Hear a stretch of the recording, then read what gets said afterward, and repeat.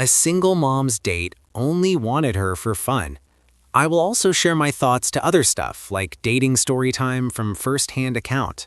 I'm going to vent for a second as a 30-year-old single woman who also struggles with OCD in the form of intrusive thoughts. I actually have realized recently that one reason why dating hits me harder than any other area in my life is because I have OCD. And what I mean by that is on internet dating culture, people make it seem like dating is this equation that you have to follow, and once you check off all these boxes, once you do all these things, then you're going to find your dream partner. And as someone that struggles with OCD in the form of rumination and having to do things perfectly mentally and like checking things off boxes, it's a recipe for either success or disaster, and mainly disaster in the area of dating, because like I mentioned, people make it seem like dating is this thing where once you do everything correctly, then you're going to meet someone. Well, shockingly, I have done all of the things that people say that you need to do, such as healing, rewiring your subconscious mind,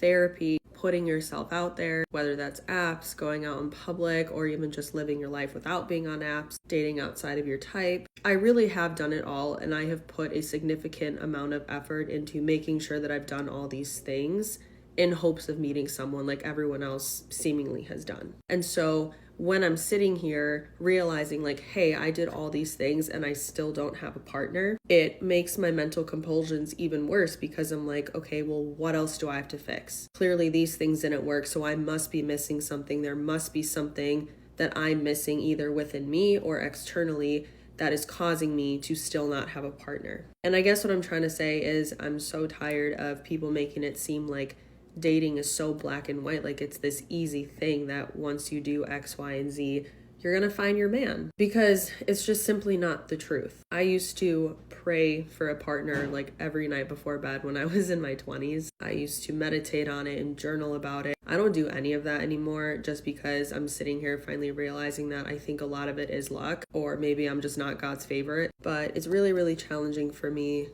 navigating dating and allowing myself to be okay with like not doing all these things that people say you should do to find a partner, and not blaming myself when it's not working. Because trust me, I have taken all of the accountability I possibly can. And while I do think we are responsible for some of the patterns that we experience, I do think at the same time, other people are to blame. And for some reason, I have just continued coming across like some of the worst people that exist, which is so frustrating, because like I have some of the most amazing friends in my life, amazing family, amazing coworkers. So it's like, why is this the one thing that I am putting so much effort into and it's like still not getting me anywhere? And even that right there, what I just said, I feel like that's a OCD thought, not necessarily like a me thought. And it's just so exhausting being in this space of like being the only single person that I know and feeling like I'm trying to catch up to everyone else around me, doing all of these things that they did to find their partner, and still ending up not winning at the end of the day. And I'm just so tired of feeling like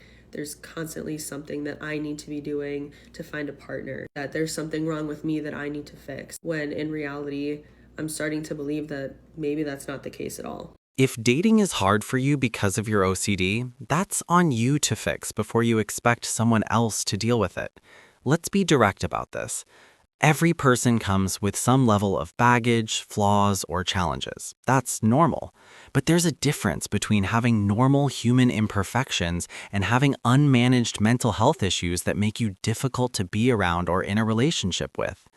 If your OCD is severe enough that it's interfering with your ability to date successfully, that's not the dating pool's problem. That's your problem that you need to address. Men are not rehabilitation centers. Potential partners are not therapists. Nobody is obligated to sign up for the exhausting work of managing your mental health issues, walking on eggshells around your triggers, or accommodating compulsions and rituals that disrupt normal life and relationship flow. That's an unreasonable ask, especially early in dating when people are still deciding if you're even worth the investment.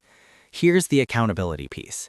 If you know you have a condition that makes relationships difficult, your responsibility is to manage it as much as possible before involving someone else. Get therapy, get medication if needed, develop coping strategies, work on yourself until you're in a place where your OCD is managed well enough that it's not a constant burden on your partner. Because right now, what you're essentially saying is, I have a condition that makes me difficult to date, but I want someone to accept me as is without me doing the hard work to minimize the impact on them. That's selfish.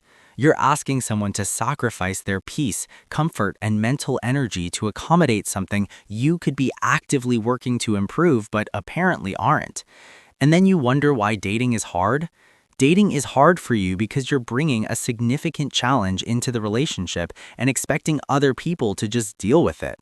Most people won't. Most people will date you for a little while, realize how exhausting your unmanaged OCD is, and move on to someone who's done the work on themselves and doesn't require that level of accommodation. That's not them being shallow or unsupportive, that's them protecting their own well-being. Now, to be fair, there are absolutely people out there who will accept you, OCD and all, and support you through it. But those people are rare, and you have no right to expect that level of grace and patience from everyone you date. And if you want to attract someone like that, you still need to be actively working on yourself. Nobody wants to sign up for a lifetime of unmanaged mental illness with someone who's not even trying to improve. The difference between I have OCD but I'm in therapy, I'm managing it and I'm doing the work, versus I have OCD and I just expect you to deal with it is massive. One shows responsibility and self-awareness. The other shows entitlement and lack of accountability. If you're struggling this much, you probably shouldn't even be dating right now. You should be focusing entirely on getting your mental health to a manageable place so that when you do date, you're bringing a healthier, more stable version of yourself to the table. But instead, you're out here complaining that dating is hard while apparently not doing the necessary work to make yourself a viable partner. That's on you. Your OCD is not an excuse, it's an explanation, sure, but it doesn't absolve you of the responsibility to manage it and minimize its impact on others. If dating is hard because of your mental health, fix your mental health. Don't expect the world to accommodate you while you refuse to do the difficult work of self-improvement. Nobody owes you a relationship while you're a mess. Get your house in order first, then come back to dating when you're ready to be a functional partner instead of a project. I was on a date with what I thought was a very nice man. He was very handsome, very successful, very well dressed. We had great conversation. We had been texting a little bit before the date, and so he drove down. We went out, we had a drink, some appetizers. The conversation was going very well. And then he excused himself to go to the restroom. And I remember the waitress, she had asked me, she goes, "So how's the date going?" I said, "So far it's going pretty well." I was very impressed with him. You know, we seemed to get along well. Everything was going great. And then he had come back. We were talking a little bit more. And I had made a comment, or he had made a comment, something about Dateline, or, kind of joked. He was an attorney, and, he had made a comment about something, and he had said Dateline, and I had laughed, and I said, actually, I was watching Dateline while I was getting ready, and he said something about, my ex-wife used to watch Dateline all the time or something, and I said, well, it was that, or a Christmas movie, and I couldn't really pay attention to a Christmas movie while I was getting ready, and so I kind of just threw it on because you can listen to it in the background while I was getting ready. And he looked at me and he goes, "Why would you watch a Christmas movie when you can watch a porno instead?" And I just looked at him and I said, "What?" I said, "Why would you say that?" And he goes, "Well, I'm just saying, why would you watch a Christmas movie when you can watch a porno instead?"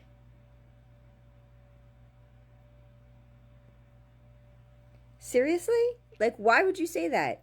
Literally, 10 minutes ago, we were talking about my children and, making dinner and, all of these things. It was so out of left field and it was so inappropriate. It was so, there were no conversations about anything like that.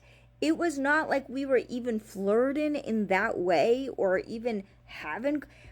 There are times in which you could even talk about things like that or have conversations or even walk into things like that. There was absolutely no sexual conversations, talk, or discussions or anything in that capacity. There was no door that was even open to even discuss that.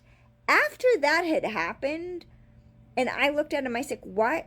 Like, why would you even say that? Like, that was so bizarre. It was like the floodgates had opened, and then all of a sudden, I just like was like just totally taken back. And then he started to talk and talk more about himself. Didn't ask much about me after that.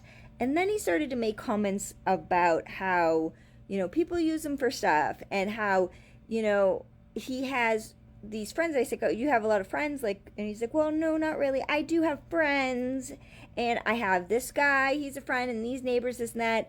And I don't seem to have, a lot of friends that are women, because like when I have friends that are women, they'll come over and they're friends that are women, and then, we have a couple drinks, and then like one thing leads to another, and then, and then he would like mumble under his breath.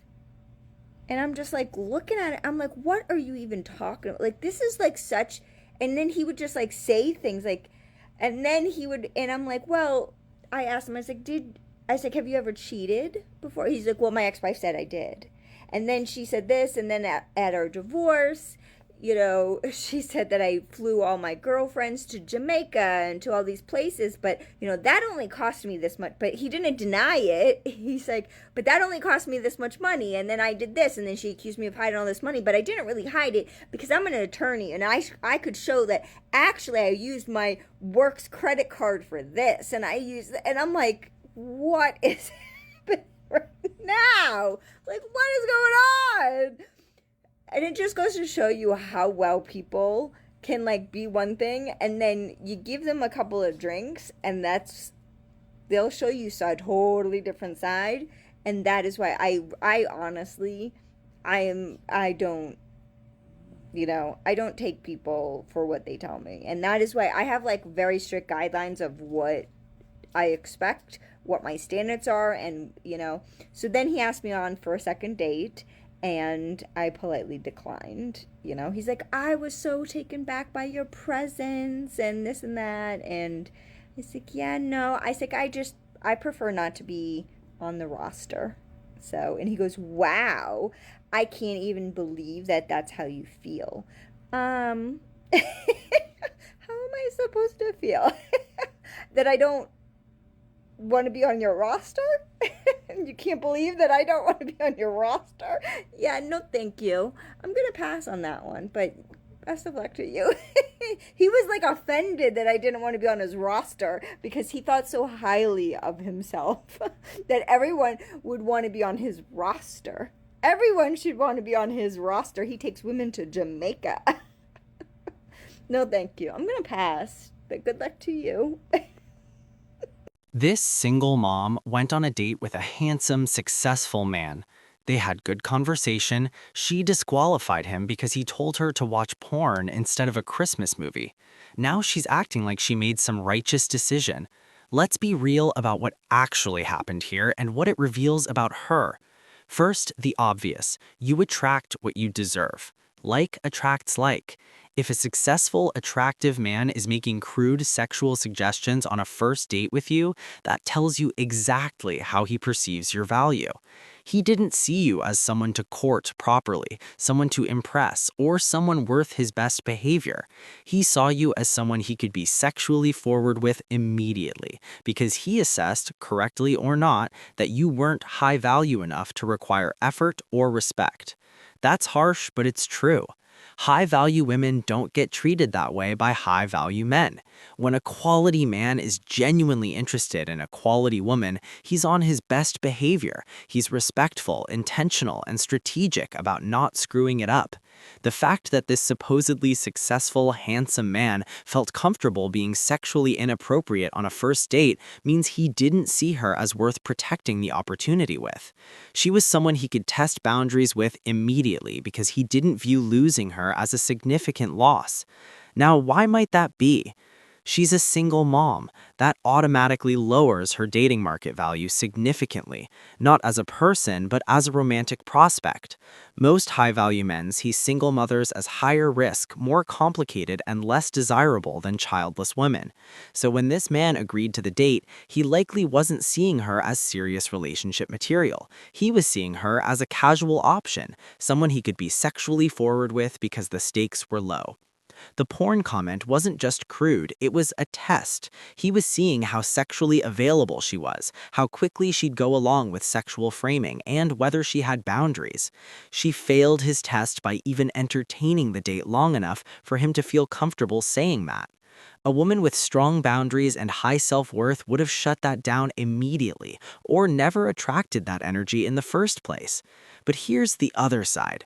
She's making a TikTok acting like she dodged a bullet by disqualifying him. Girl, he disqualified you first. That comment was him showing you exactly how little he valued the interaction. You didn't reject him, you just responded to him already having mentally categorized you as low effort, low priority. She's reframing his disrespect as her having standards, when the reality is she attracted exactly the kind of treatment her market position and presentation signaled she'd accept. You attract what you put out. If you're a single mom in your 30s plus trying to date successful, attractive men, you're going to attract men who see you as easy, casual, or convenient, not as wife material. That's not judgment, that's market reality. High-value men looking for serious relationships pursue young, childless, feminine women with minimal baggage. Single mothers get what's left: men looking for casual situations, men with their own baggage, or men with limited options. This handsome, successful man clearly saw her as option 2 or 3, someone to have fun with, not someone to build with. And his behavior confirmed it. So yes, she should have disqualified him, but not because she has high standards, because she needs to accept that the men she's attracting match the value she's presenting. If you want to be treated like a high-value woman, you need to be a high-value woman. And if you're a single mom expecting handsome, successful men to treat you like a pristine, childless 25-year-old, you're going to keep having experiences exactly like this one. You attract what you deserve. She attracted a man who saw her as sexually available and low priority. That's the mirror she needs to look into instead of making victim TikToks about the audacity of men. Fix what you're presenting or accept what you're attracting. Those are your only two options.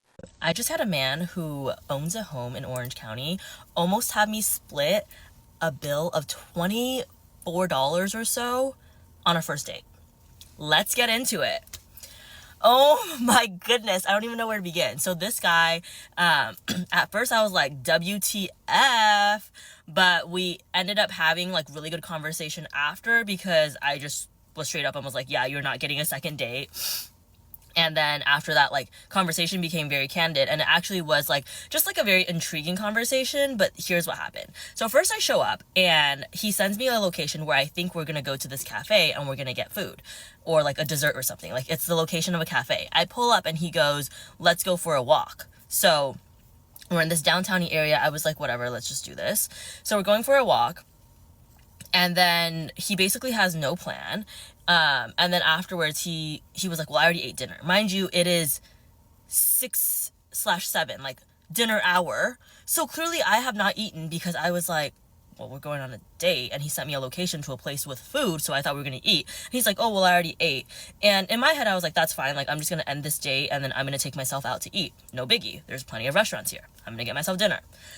Anyways, then he goes, oh, well, you're hungry, right? And I was like, yeah, I could eat. So then we end up going somewhere and he's like, I'm not going to eat anything, but you eat. So I get a burger and he gets fries. No issues there. The food comes. This man is like eating his fries so soon. And like, my food's not even here yet. So I'm just like watching him eat his fries as I'm waiting for my food. And he's like, oh, do you not want fries? And I was like, well, I do, but I would prefer to eat it with my burger. So it's all good. So then we're like chit-chatting and he's telling me, he keeps bringing up the fact that like Asian women like white guys. And he keeps saying that I must have dated a lot of white guys. I have not seriously dated any white man in my life. I have no issues with them, just have not been compatible with any so far. So I'm like, okay, this guy's very interesting. And then later, later the bill comes, and because he only got fries and I got a burger, and I also knew there's not going to be a second date, I was like, oh, do you want me to get some of that? But I didn't tell him there wasn't going to be a second date yet. So I was just like, oh, like, do you want me to get some of that? And he was like, yeah, if you want to split it, it's up to you. And I take a look at the bill, and it's like $24. And I was like, I mean, yeah, if you want to split $24. So then I was like, well, I hope they take Apple Pay because I don't have my wallet on me. He's like, I don't have my wallet on me either. And I'm like, okay. And then later he's like, okay, I'm going to go up and pay the bill. And I was like, okay, I'll come with you. And he's like, no, it's fine. I got it. So he actually did end up paying the bill. And then as we're like leaving the place, I'm used to guys opening my door. So I'm standing there and he's not opening the door. And then the server happened to be on the outside and opened the door. And I thought that was hilarious. And then he was telling me how he really likes Asian women. And I said, why? And he said, because Asian women are very feminine and like all these things. So I'm like, okay, interesting. But then later as we're walking back to the car, we're somehow getting on the conversation of kids. And he was like, asking me how many kids I want, and I told him, and I was like, what about you? And he's like, oh, unsure. And I was like, unsure, like you don't want kids, or you know, what do you mean? And then he was like, yeah, I may not want kids for another basically like 7 years or so. So I told him straight off the bat, because he had asked me earlier whether or not I think we'd have a second date. I was like, well, there's your answer. Nothing against you, but I don't want to wait 7 more years to have kids, so I don't think we're compatible, therefore we don't need to go on a second date. And then after I said that, that's when we started having like very candid conversations. Like we talked about like the male loneliness epidemic. I asked his thoughts on it. It was very interesting that like he wants a feminine woman, yet he didn't want to pay the bill. I mean, he ended up doing it, but like, you know, wasn't really going to pay the bill, didn't really have a plan for the date, and also doesn't open doors or like doesn't really do anything that's masculine. So it's like, okay, sir. Just very, very interesting. So we're talking about a ton of things. We end up going through his dating profile. Like he pulls it up and he's like, do you think I look like my pictures? And I was like, I mean, you don't not look like them. Like I didn't look at you and think that I was catfish. And I was like, do you think I look like my pictures? He's like, oh, I think you look even better. And I'm like, oh, well, thank you. But we're basically we're having like candid conversations, and he tells me how he's a pessimist and I'm an optimist. So I was like, okay, that's already not working. And he basically like talked about having a family and kids as a burden. He's like, what if I wake up one day and I don't want that anymore? I'm like, okay. And he also said that he wants to eventually move to Southeast Asia, like the Philippines or Thailand, and basically get with hookers there. I was like, very interesting. At this point, it's just like entertaining. Like it was an interesting interaction. So we're looking through his profile, and I'm looking at stuff, and then it says, you know, the don't have kids open to children part. And I pointed that out. I said, it says open to children here, but you just told me that you don't know if you want them, like probably don't want them. And he's like, yeah, I'm open. And I'm like, okay, what percentage? And he's like 10%. And I'm like, you should probably change that then to not sure. So he's like, okay. And then I looked at the long-term, he said he wanted a long-term relationship on the app. But based on our conversation, he's basically looking for like a friends with benefits type of thing. And I was like, you should probably change that. And then he also talked about like polygamy, but he said he wanted monogamy. And I was just like, oh my gosh. So then I was like, you should probably change all of this to be truthful. And then he said, but if I change all of that, then I won't get any matches. And then I was like, so what I'm hearing is you don't respect your time or other people's times because you're basically going to live in a lie and waste people's time. And he was like, well, no, not exactly. And he's like going back and forth. And in his prompt, he said he wanted somebody that knows what they want. And I was like, if you want a woman that knows what they want, and you're not even being truthful on what you like, what is happening? But yeah, when he said that he was a pessimist, I knew it wasn't gonna work. I'm an optimist. He also said that he hates humanity, he hates humans. And I was like, if you hate humans, why are you here with me? another fellow human. Like, a lot of things that he said were just contradictory, and I would just point that out. We did have like good, candid conversation. It wasn't like blamey or anything. Like, at this point, we're just sitting down, two adults that know we're not compatible, and just having a conversation. And I'm just asking him what I want to ask. And he kept saying like, you made me tell you all these things. I didn't make him do anything. I said I didn't have a gun to your head asking you to open up to all these things. I just knew what questions to ask. And he was like, oh, I was like, if we went back in time, would you have lied about your answers based on what I asked you? And he was like, yeah, I would have lied. And I'm just looking at him like, are you okay, sir? And I was like, why would you lie if you know that eventually it's not going to work out? We're not compatible. So wouldn't you just want to cut to the chase? I'll move on to my person. You move on to yours. We are all good. And then he also told me how he liked me. And I was like, what do you like about me? Like, what could you possibly know about me? And he's like, oh, I like that I'm attracted to you. That means you're attracted to me. That doesn't mean you like me. Like, you don't know me. Okay. Best of luck to everybody out there. Very, very interesting world we live in. And then, like, when we went our separate ways, I was just like, Happy Thanksgiving! So are you basically saying you're broke, you can't split the bill? Equality until the check comes. The hypocrisy of 21st century expectations. I'm getting you also want a guy that plays that traditional role. It's awkward when a woman asks to split it, and while you didn't say there was no second date, he probably knew there wasn't going to be date 2. If you didn't want a second date, you should pay your half and be on your way. Guys get tired of paying, especially for throwaway dates. $24 is a cheap price for conversation, and the dude should have known you would be expecting dinner. Maybe it was a test? So if he opened doors and said he wanted kids, would you do his laundry and cook him food? I was on a date for 5 minutes today. You know what? Better to have only been on that date for 5 minutes than have to sit. I would still be on that date right now if this were a Jezebel from before. I used to be a people pleaser, and I used to be somebody who like couldn't say no and who was like afraid to be offensive. I'm over that now. Beauty of Joseon, thank you. The only thing that's making me happy right now. If this were Jezebel from, I don't know, a couple years ago, I would still be on this date with this guy. Despite the fact that he was completely rude, disrespectful of my time, and like offensive, I would have still stayed on the date for fear of like hurting his fragile little ego. Not anymore. And actually, I gave him probably 5 more minutes than I wanted to give him. And I only gave him probably a total of 10. Like 3 minutes into our date, I knew I wanted it to end. 5 minutes into our date, I was certain I wanted it to end. But I thought, just stick it out just a tiny bit more, Jez. Maybe you're being too harsh. But when he asked me on the date, what do you want to do? My truth took over. I said, I want to go home. And he stood there, dumbfounded, just looking at me like, huh? And I said, yeah, no disrespect. I want to go home. And so now here I am, 9 o'clock, doing my skincare, not on a date with a mediocre man, not pretending to laugh at his offensive jokes. Yeah, that felt good. That felt so good. It just felt so good. There was no part of me that was appeasing him. In that way, I've grown a lot just by dating. People are like, why do you do all this? You learn so much about yourself and your own boundaries and start to develop more of your voice. The more you experience these kinds of like, and I don't want to call it adversity because that feels drama, but like more you put yourself in uncomfortable situations, the more that you grow. So I feel proud of myself. I'm going to go lay on my couch. Maybe I'll order food. Maybe I'll watch some Netflix. I don't know. Thank God that I'm not on the date, and I'm proud of myself.